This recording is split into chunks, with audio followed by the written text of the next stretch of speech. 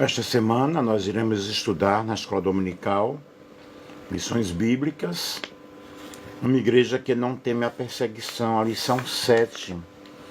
Eu fiz uma live já esses dias, falando sobre a perseguição da igreja. Mas nesta manhã, então, vou pegar alguns slides aqui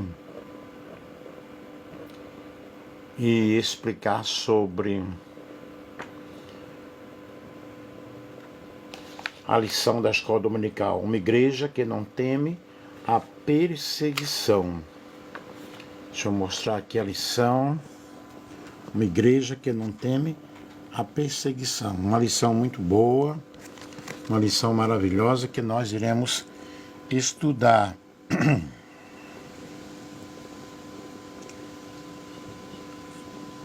Vejam bem, uma igreja que não teme a perseguição. E nós temos aí o texto áureo, porém respondendo Pedro e os apóstolos disseram: mais importa obedecer a Deus do que aos homens. Atos capítulo 5 e o versículo 29. Aí temos a verdade prática em relação à verdadeira igreja cristã. Há duas verdades inegáveis: a igreja será perseguida, Deus a protegerá. O que é que nós aprendemos com isso? Nós aprendemos que em todos os períodos da história, a igreja ela sofreu perseguição, mas a igreja ela foi sempre vitoriosa, cumprindo-se a palavra de Deus que as portas do inferno não prevaleceriam contra a igreja do Senhor. A igreja do Senhor, a que estou referindo-me, não é quatro paredes, porém a igreja invisível, a igreja lavada pelo sangue do Cordeiro. Nós vamos aqui à leitura, vamos seguir aqui o slide. E chegando Atos capítulo 5, versículo 25 ao 32, e chegando anunciou-lhes dizendo: eis que os homens que encerrastes na prisão estão no templo e ensinam ao povo. Então foi o capitão com os servidores os trouxe, não com violência, porque temiam ser apedrejados pelo povo. E trazendo-os, os apresentaram ao conselho, e o sumo sacerdote os interrogou, dizendo: Não vos admoestamos nós expressamente que não ensinasseis nesse nome? E eis que enchestes Jerusalém dessa vossa doutrina, e quereis lançar sobre nós o sangue deste homem. Porém, respondendo Pedro e os apóstolos, disseram: mais importa obedecer a Deus do que aos homens.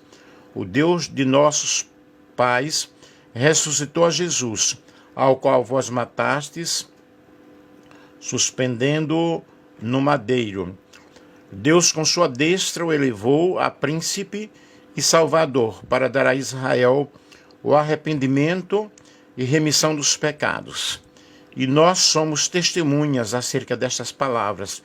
Nós e eu também, o Espírito Santo, que Deus deu àqueles que lhe obedecem. Atos 12, 1 a 5, por aquele mesmo tempo, o rei Herodes estendeu as mãos sobre alguns da igreja para os maltratar.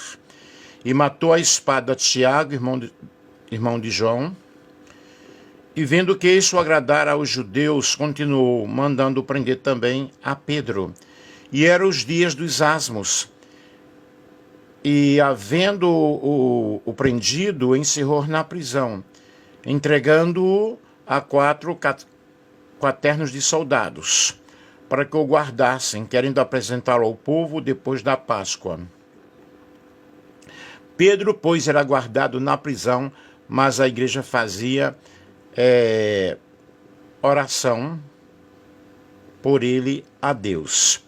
Vocês observem aqui que as perseguições eram muitas, mas a igreja perseguida, a igreja orava, a igreja buscava a presença de Deus, eles estavam ali unidos em oração, porque a igreja primitiva era uma igreja que tinha comunhão, era uma igreja que tinha relacionamento com o Senhor, era uma igreja que cada dia estava na presença de Deus. E aqui na lição diária nós temos na segunda-feira, João 16:33, que fala sobre a perseguição na rota da fé cristã. Na terça-feira nós temos 2 Timóteo, capítulo 3, versículo 12, a perseguição como marca do viver cristão.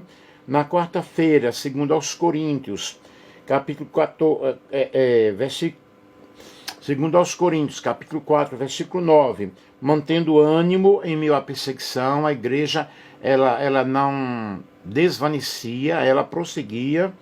Na quinta, Atos capítulo 4, versículo 13, mantendo a ousadia cristã, eles não tinham medo, eles continuavam pregando, os milagres continuavam acontecendo.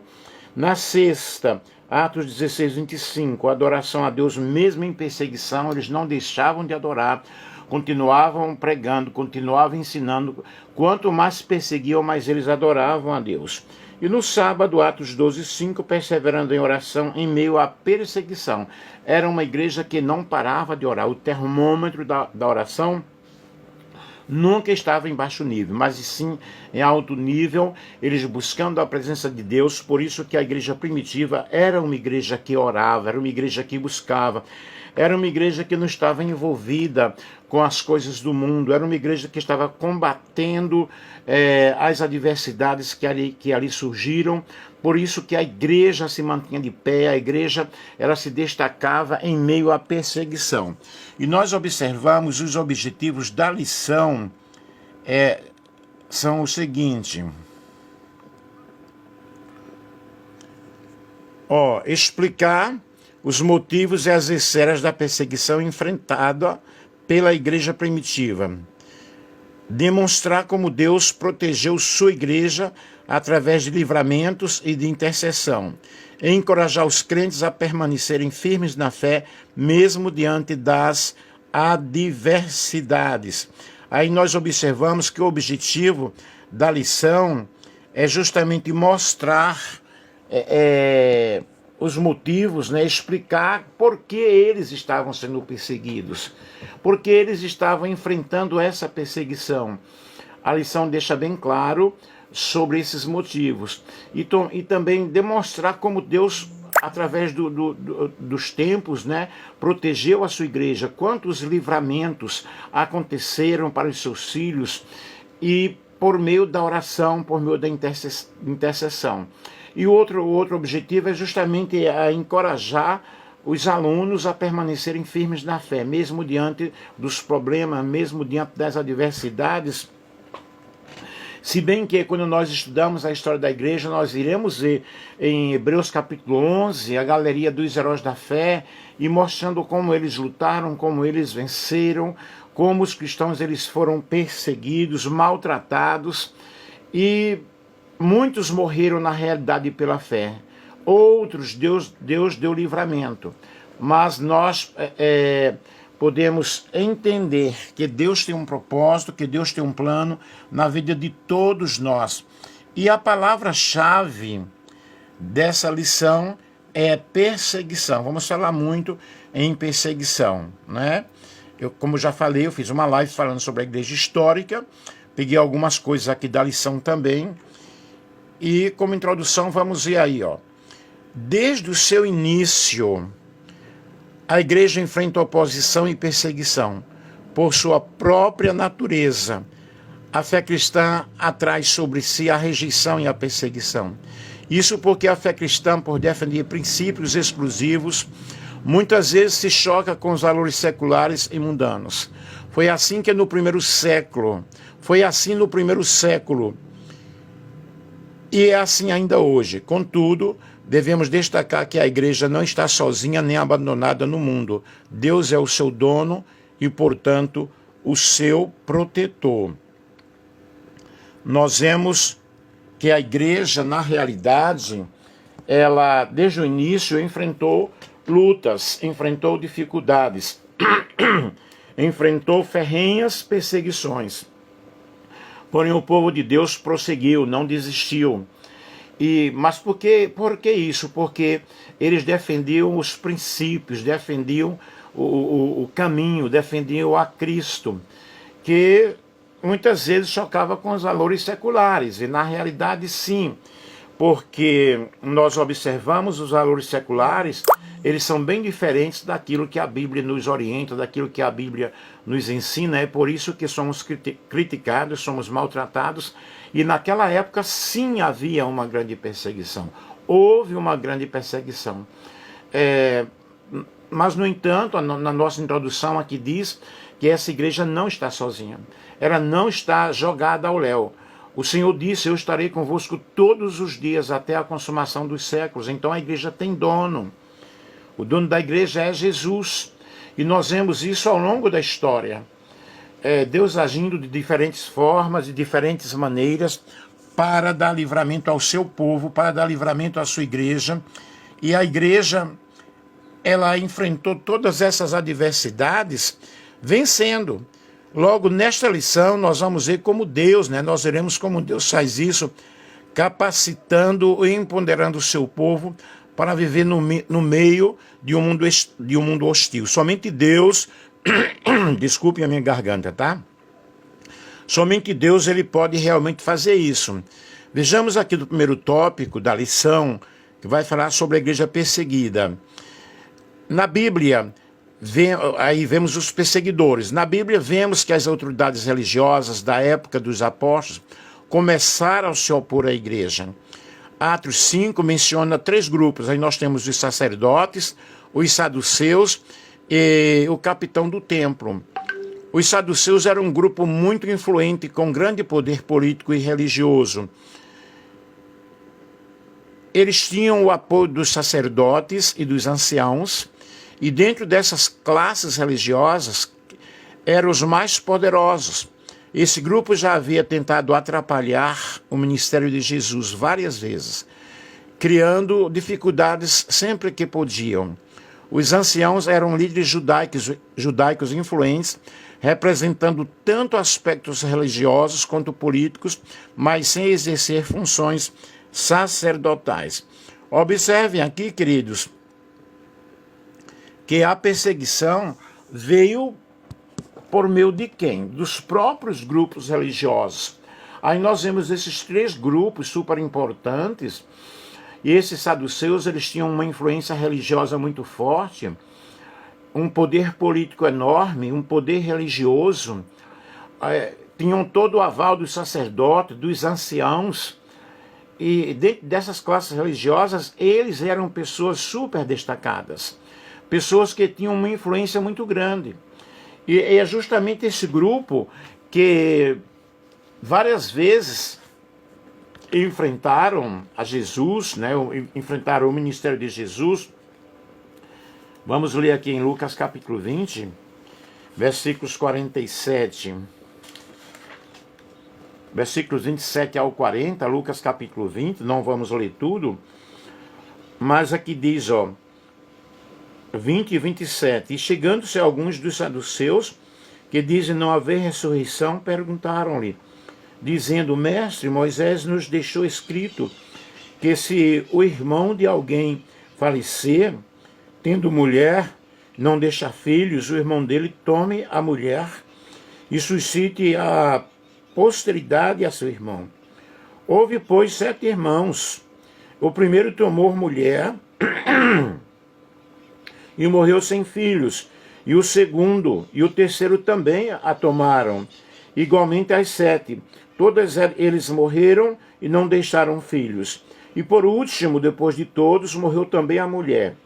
Portanto, na ressurreição, de qual deles será a mulher? Pois que os 7 por mulher a tiveram. E respondendo Jesus, disse-lhes, os filhos deste mundo casam-se e dão-se em casamento, mas os que forem havidos por digno de alcançar o mundo vindouro, a ressurreição dos mortos, nem hão de casar, nem ser dados em casamento. Porque já não podem mais morrer, pois são iguais aos anjos e são filhos de Deus, sendo também filhos da ressurreição.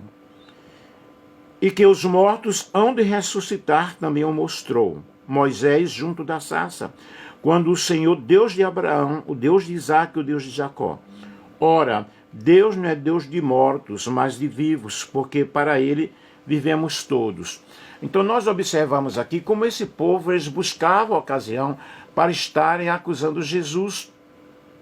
E os anciãos, eles eram líderes com muita influência e representavam aí a cúpula religiosa também, aspectos religiosos quanto políticos, ainda que não exerciam funções sacerdotais no templo, porém eles eram muito influentes. E já o capitão do templo, mencionado em Atos capítulo 4, versículo 1, era um sacerdote que tinha um nível inferior, mas que tinha autoridade policial dentro do templo. Vamos ler aqui Atos capítulo 4 e o versículo 1, livro de Atos dos Apóstolos. Atos capítulo 4, versículo 1. E estando eles falando ao povo, sobrevieram os sacerdotes e o capitão do templo e os saduceus. Vejo aqui o capitão do templo, que tinham também esse poder aí. Então esses grupos, eles tinham uma influência muito forte e viram a igreja como uma ameaça e fizeram tudo para impedir a pregação do evangelho. Fizeram tudo para impedir que a igreja ela não prevalecesse, não continuasse. Mas o que é que nós observamos? A igreja prevaleceu. Está aqui no slide. Esses grupos, cada um com sua influência, tiveram a igreja como uma ameaça, fizeram de tudo para impedir a pregação da palavra de Deus. Aí nós vemos aí as esferas da perseguição, que a perseguição dos judeus aos cristãos se deram em duas esferas. Nós vemos a esfera religiosa, por eles pregarem a mensagem de Cristo, que era uma ameaça para eles, e uma esfera política. Os romanos procuravam aumentar o capital político com os judeus. E na esfera religiosa, nós vemos Lucas aí registrando que os religiosos judeus prenderam os apóstolos. À medida que os cristãos testemunhavam da sua fé com poder, ganhavam mais e mais admiração popular. E muitos já haviam aceitado a fé. Esse número de cristãos ia crescendo cada dia, a cada momento. E na esfera política, nós vemos Atos capítulo 12, 1 a 5. Aí nós vemos a perseguição que se dá na esfera do Estado, de natureza mais política, na esfera pública. Portanto, queridos, o que é que nós vemos aí? Nós vemos a igreja sendo perseguida porque eles propagavam a fé, ensinavam um cristianismo baseado na lei do amor. O cristianismo tratava com a vida interior, não com coisas externas. Aí a perseguição dos judeus se deram realmente por dois motivos. A esfera religiosa, em duas esferas, A religiosa, pois a mensagem de Cristo era uma mensagem ameaçadora, era uma mensagem que revolucionava as pessoas. Se viesse hoje, seria até pior, porque nós estamos vivendo em um mundo cheio de conceitos filosóficos, cheio de situações, e cheios de igrejas que estão aceitando a apostasia, igrejas que estão vendendo-se por dinheiro. Jesus, se viesse na época de hoje, eu acredito que ele morreria muito mais cedo.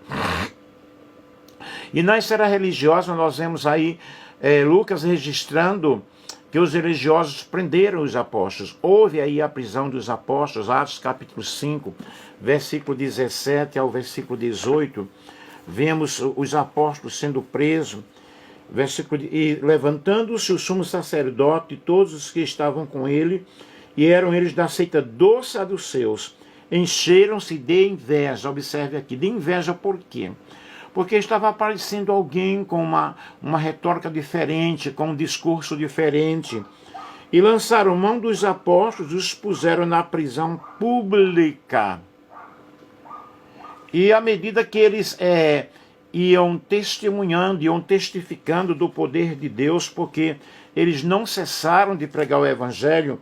Em Atos 2 e 47, nós vemos aí louvando a Deus e caindo na graça do povo, e todos os dias acrescentava o Senhor à igreja aqueles que haviam de crer. Observe que a igreja tinha um constante crescimento, porque era uma igreja de comunhão, era uma igreja que testemunhava. E uma das maiores ações do Espírito Santo era justamente enchê-los de poder, enchê-los de autoridade, para que eles pudessem anunciar o Evangelho com toda a intrepidez. E o Espírito Santo estava na vida deles de uma forma maravilhosa, aconteciam milagres, e a inveja foi provocando, na realidade, provocou a ira desses líderes religiosos. Então vejam, quem se levantou contra o ministério de Jesus foram os grupos da religião, os sacerdotes. E ali o rei Herodes, um dos governantes que representava o Império Romano na Judéia, mandou executar Tiago e prendeu o apóstolo Pedro, lançando-os na prisão. Nós vemos aqui o rei Herodes, um dos governantes que representava o Império Romano na Judéia, mandou executar Tiago e prender o apóstolo Pedro. Sabendo que Pedro era um líder de destaque entre os apóstolos, queria com isso aumentar o seu capital político perante os judeus que se opunham à igreja. Mas, sabe, queridos, a igreja fazia contínua oração. E a igreja sempre enfrentará opositores de um jeito ou de outro.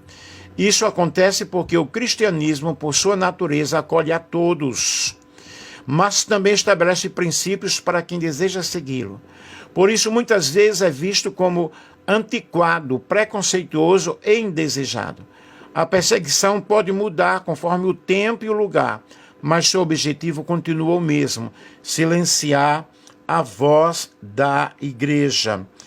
E o que é que nós observamos com essa perseguição? Nós observamos aí a igreja enfrentando oposições, a igreja enfrentando muitas dificuldades. Porém, o que nós aprendemos na história da igreja e com a história da igreja é que a perseguição, ela continua.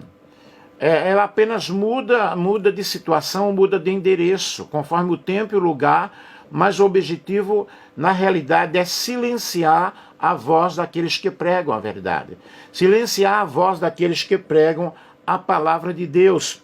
Mas a igreja primitiva, ela continuou anunciando com intrepidez a palavra. Todos os dias havia conversão, todos os dias havia milagres, mas a igreja tinha comunhão, oração, permanecia na comunhão, no partir do pão e nas orações. Era uma igreja que havia ajuda em todas as esferas, não era uma igreja em que havia pregadores que cobravam somas exorbitantes, ou cantores cobrando somas exorbitantes de dinheiro, mas era uma igreja que se doava. Era uma igreja que evangelizava, que fazia realmente o ID de Jesus. A igreja primitiva enfrentou a perseguição, tanto na esfera religiosa quanto na esfera política. Ela enfrentou, mas enfrentou de cabeça erguida, porque o Senhor era com eles, o Senhor estava ajudando-os, A igreja primitiva enfrentou a perseguição e oposição tanto na esfera religiosa quanto na esfera política. E vemos aqui o tópico 2, a igreja perseguida. Um anjo de Deus. Lucas destaca que em meio à perseguição, Deus provê livramento para os apóstolos. A igreja não era apenas perseguida, mas também protegida. Aqui a igreja contou com a presença de anjos, seres de natureza totalmente sobrenatural. Não é incomum a presença de anjos no livro de Atos. Eles estiveram presentes na libertação de Pedro da prisão, com Filipe em sua missão evangelística, em missão na casa do centurião romano, Cornélio, com o apóstolo Paulo. E a Bíblia diz que estes estão a serviço daqueles que vão herdar a salvação. Nós vemos assim a presença dos anjos na igreja primitiva, e os anjos eles trabalham a favor daqueles que irão herdar a salvação. E aqui Lucas realmente ele traz um destaque muito forte, falando sobre a presença desses seres angelicais, dando livramento ao seu povo, dando livramento aos apóstolos. E o ministério angelical é um mistério muito grande. Os anjos estão trabalhando a favor daqueles que vão herdar a salvação. Em Atos 5,19 nós vemos: mas de noite um anjo do Senhor abriu as portas da prisão, tirando-os para fora. Então veja os anjos aí promovendo o livramento, e nós vemos presentes na na prisão de Pedro. Atos 12, vamos ler aqui Atos 12 e o versículo 7.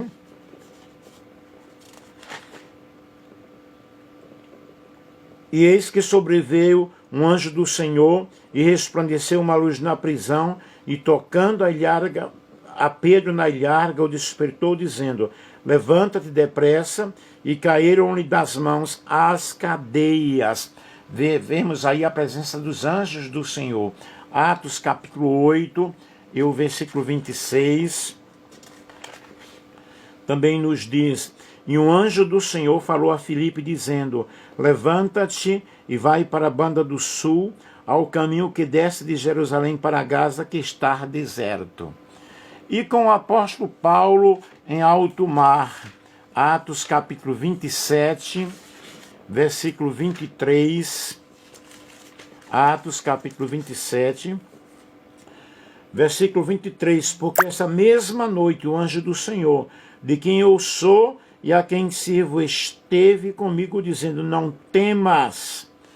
Então vejam que a presença dos anjos no Novo Testamento é uma presença gloriosa, e a palavra de Deus diz em Hebreus capítulo 1, versículo 14, que eles, na realidade, eles trabalham a favor daqueles que hão de herdar a salvação. E em Atos capítulo 12, o versículo 5, nós observamos que a igreja orava, a igreja buscava a presença do Senhor, a igreja fazia contínua oração por Pedro.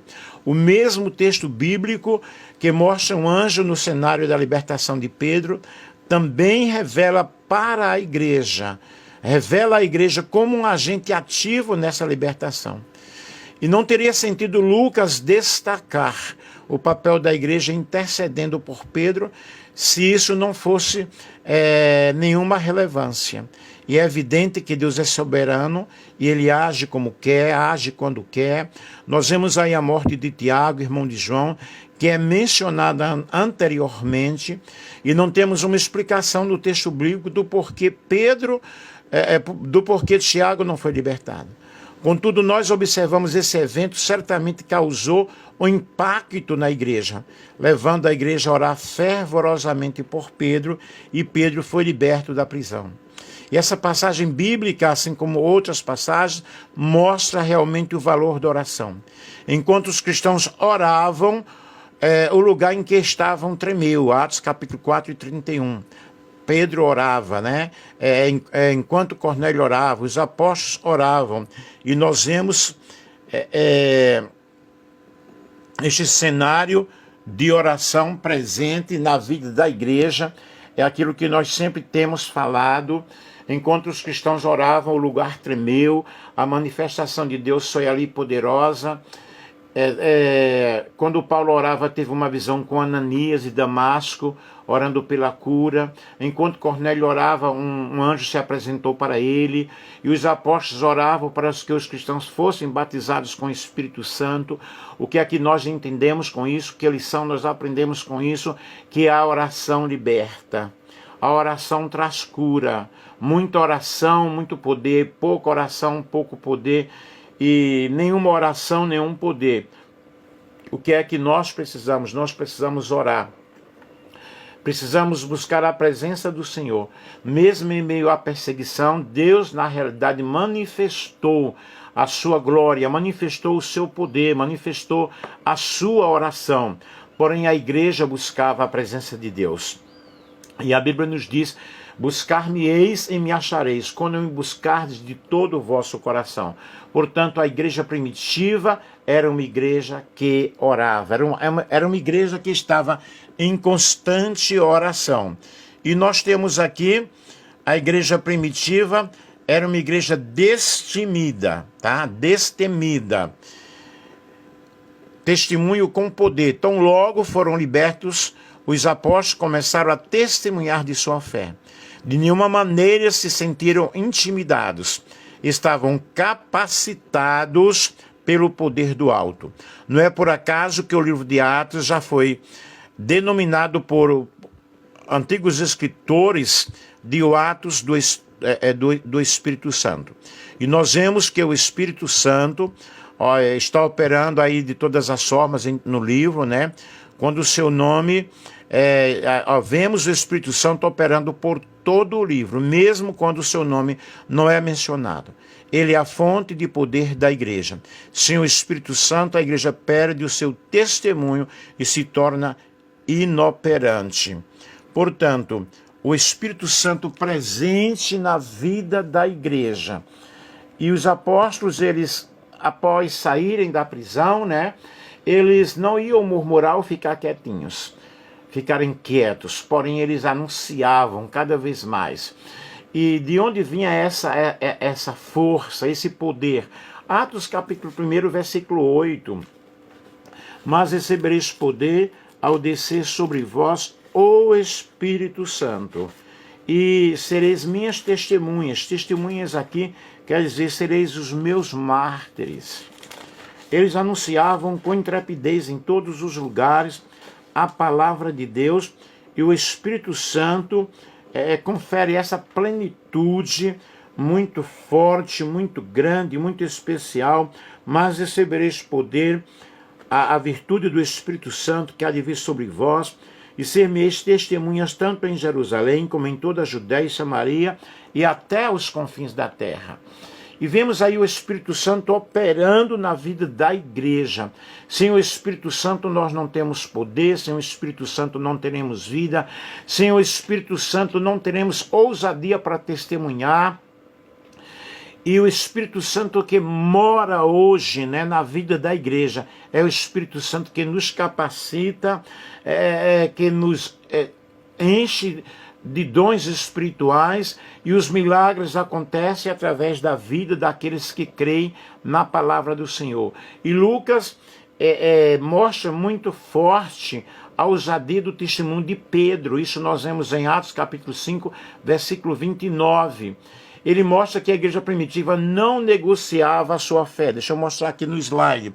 A igreja primitiva não negociava a sua fé. A igreja primitiva, ela tinha a influência do Espírito Santo. Não somente a influência, mas o poder, a presença. E a mesma referência também é muitas vezes usada para justificar a desobediência civil por parte da igreja em relação ao Estado, quando este age contrariamente aos princípios adotados por aquela. De fato, isso está em foco. Contudo, não se trata de uma mera desobediência civil ou rebeldia, né? Mas de uma defesa consciente daquilo que a igreja crê, fazendo parte da sua natureza e essência, e que por conta disso não pode de forma alguma ser negociado. Aí nós vemos que a igreja primitiva, ela não negociava a fé, ela não fazia barganha da fé como nós vemos hoje. E nesse tópico terceiro, o Espírito Santo capacitou os crentes a testemunharem, a falar da palavra do Senhor, a falar da palavra de Deus. Vejam que a ação do Espírito Santo, uma ação fortíssima, levando os crentes a testemunharem do poder de Deus, levando os crentes a testemunharem da palavra de Deus, e o Espírito Santo era com eles. A igreja foi perseguida, mas a igreja não parou. A igreja foi perseguida, mas ela não deixou de orar, não deixou de buscar a presença de Deus. E a igreja foi perseguida, mas continuou exaltando o nome do Senhor Jesus Cristo. E o Espírito Santo capacitou os crentes a testemunhar com ousadia. A testemunhar com ousadia do amor de Deus, do poder de Deus, da palavra do Senhor. E nós vimos aqui na conclusão que a igreja foi capacitada pelo Espírito Santo e ela enfrentou as perseguições. O cristão ele não deve se assustar com essas coisas, com essas situações, mas seguir a Cristo, obedecer a Cristo. Ninguém gosta, na realidade, de ser perseguido. Diz a nossa lição aqui na conclusão. Contudo, o que é que nós vamos observar? As Escrituras nos previnem a respeito da realidade da perseguição na jornada cristã. Isso não significa que o sofrimento deve ser um alvo a ser alcançado, mas que nós devemos estar conscientes de que não podemos evitá-lo. Portanto, o nosso foco deve estar no Senhor, o nosso foco deve estar em Deus, o nosso foco deve estar na presença do Senhor. Por mais que a igreja seja perseguida, mas a igreja ela será vitoriosa, porque as portas do inferno não prevalecerão contra a igreja do Senhor. E nós temos aí uma ação sobrenatural. Cedo de manhã, Caifás e seus companheiros convocam uma reunião geral do Sinédrio. Os guardas do templo são enviados para trazer os prisioneiros, mas eles encontram a prisão vazia. Todos os 12 desapareceram. Quando as autoridades ficaram sabendo do desaparecimento dos apóstolos, se afligem e se sentem indefesos, não sabendo do que viria a ser aquilo. Eles não sabem o que fazer ou dizer. Alguns, como Gamaliel, podem ter considerado que o sobrenatural estava em ação, sobretudo visto que milagres tinham sido feitos pelas mãos dos apóstolos. Mais tarde, o mensageiro os informa que os apóstolos estão no templo. Como o anjo tinha instruído, eles estão falando ao povo as palavras desta vida de salvação prometida por Jesus Cristo. Aqui nós temos no comentário bíblico Pentecostal do Novo Testamento, volume 1, Rio de Janeiro, CPAD 2024, página 624. E com isso, queridos, nós chegamos a uma conclusão que nós devemos continuar servindo ao Senhor. Cada dia, a cada momento, louvando a Deus, fazendo a obra do Senhor, e que Deus ele está conosco, Deus está com a igreja. Há um hino que diz: ninguém detém, é obra santa, ninguém detém, é obra santa. Nem Satã nem o mundo todo pode apagar este ardor.